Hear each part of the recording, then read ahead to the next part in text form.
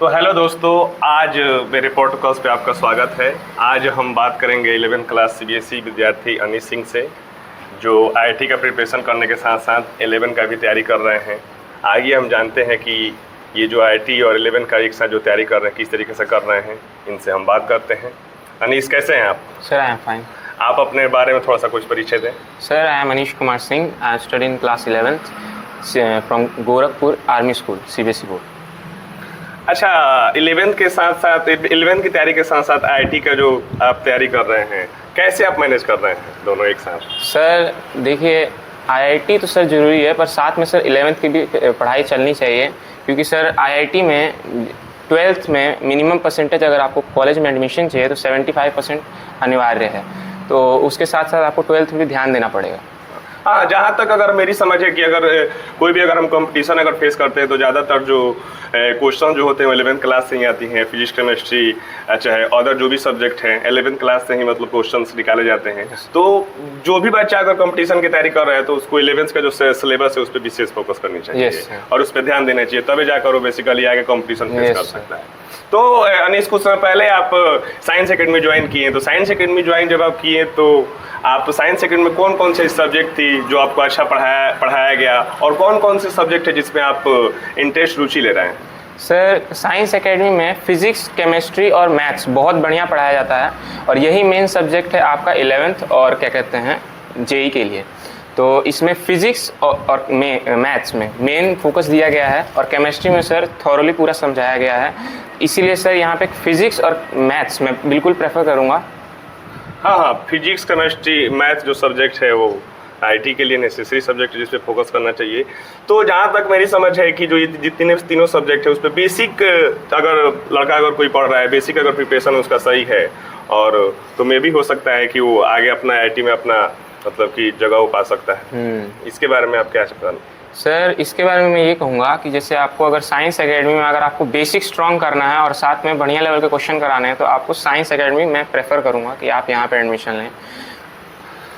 देखिए, आईआईटी जो आप कर रहे हैं तो उसमें कौन कौन सी ऐसी मतलब की चीज़ें हैं जो की जाती है, और क्या क्या ऐसी हैं आईआईटी के बारे में मैं चाहूँगा कुछ आप बताएं इसके बारे में। सर, आईआईटी में आपको जाने के लिए जैसे जेई का एग्ज़ाम देना पड़ता है, जॉइंट एंट्रेंस एग्ज़ाम, जिसमें सर आपको इतनी परसेंटेज आनी चाहिए कि आपका सर कट ऑफ निकल जाए। कट ऑफ हर साल अलग अलग बनता है, और फिर जब आपका कट ऑफ निकल जाता है तो 2 फेज़ में ये एग्ज़ाम होता है, एक जेई मेंस में और एक जेई एडवांस में।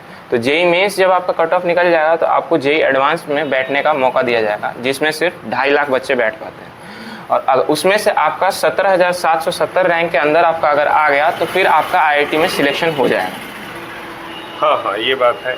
और आज बहुत सारे ऐसे बच्चे हैं जो आईआईटी के तैयारी करने के लिए बहुत सारे ऐसे बाहर जगह प्रिपरेशन कर रहे हैं। कुछ लोग ऑनलाइन के माध्यम से भी प्रिपरेशन कर रहे हैं। तो अभी तो आप आईआईटी का प्रिपरेशन कर रहे हैं, तो मैं चाहूँगा कि कुछ ऐसा भी आप बात बताएं जिससे जो विद्यार्थी जो आईआईटी का प्रिपरेशन कर रहे हैं तो कौन कौन कैसी चीज़ें हैं जो उनको विद्यार्थियों को करना चाहिए, चाहे उस पर फोकस करना चाहिए, कौन कौन मेन सब्जेक्ट पे ज़्यादा और टाइम स्पेंड करना चाहिए। मैं चाहूँगा कि इसके बारे में कुछ आप बताएं। सर, आईआईटी के लिए अगर आप क्या कहते हैं तैयारी कर रहे हैं तो मैं आपको प्रेफर करूँगा पहले आप अपना बेसिक स्ट्रॉन्ग करें, उसके बाद सर कोई एडिशनल बुक लेके जैसे एचसी वर्मा, उससे आप क्या करें कि रिवाइज कर लें एक और बार, और फिर क्वेश्चन लगाना शुरू करें। और फिर जब आपका बेसिक क्वेश्चन अगर लगना शुरू हो जाए कि ये ईजी लग रहा है तो आप हार्ड लेवल के क्वेश्चन जैसे एडवांस लेवल के क्वेश्चन आप लगाना शुरू करें। इससे आपको क्या होगा कि जेई निकालने के लिए एक आपका कॉन्फिडेंस बढ़ेगा, और ऊपर से जो आपकी तैयारी भी होगी वो बढ़िया से हो जाएगी। ये चीज़ें सही है। तो मैं आशा करता हूँ कि आप जो आप सपना लेकर चल रहे हैं उसमें आप सफल हो, और आई होप आप आईआईटी में आपका स्थान हो, आप निकलें। Yes sir.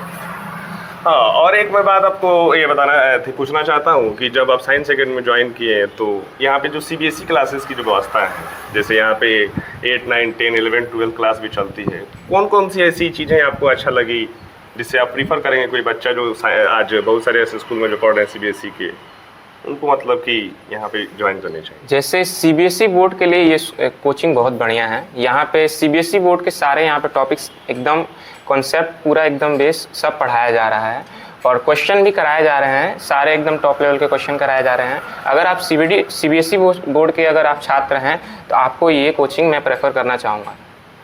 हाँ हाँ, जहाँ तक अगर मेरी समझ है, बहुत सारे एज स्कूल हैं जो चल रहे हैं जहाँ पे पढ़ाइयाँ हो रही हैं, तो बच्चे वहाँ भी पढ़ रहे हैं और बहुत सारे बच्चे जो हैं ऑनलाइन भी क्लासेस कर रहे हैं।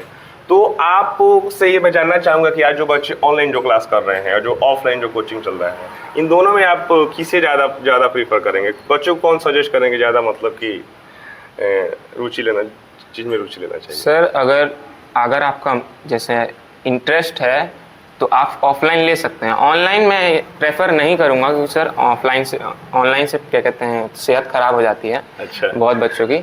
और ऑफलाइन में सर ये है कि अपना इन्वायरमेंट देख के हमको पढ़ना पड़ता है। जैसे अगर ऑनलाइन में आप बैठे हैं तो सर आपको जैसे फील नहीं आती है, वैसे कोचिंग या स्कूल वाली आपको फील नहीं आएगी। पर अगर आप ऑफलाइन पढ़ेंगे तो आपको फील भी मिलेगी। हाँ, एक बात ये देखने को मिलती है कि जो ऑफलाइन आप क्लास कर रहे हैं तो बेसिकली जो आपका डाउट है, ऐसा तो ऑनलाइन में भी डाउट क्लियर हो सकता है, लेकिन जो ऑफलाइन में जो डाउट आप टीचर से डायरेक्ट कनेक्ट कर सकते हैं, मे बी ऑनलाइन में थोड़ा सा दिक्कत हो सकता है। ऐसा आपका मानना है?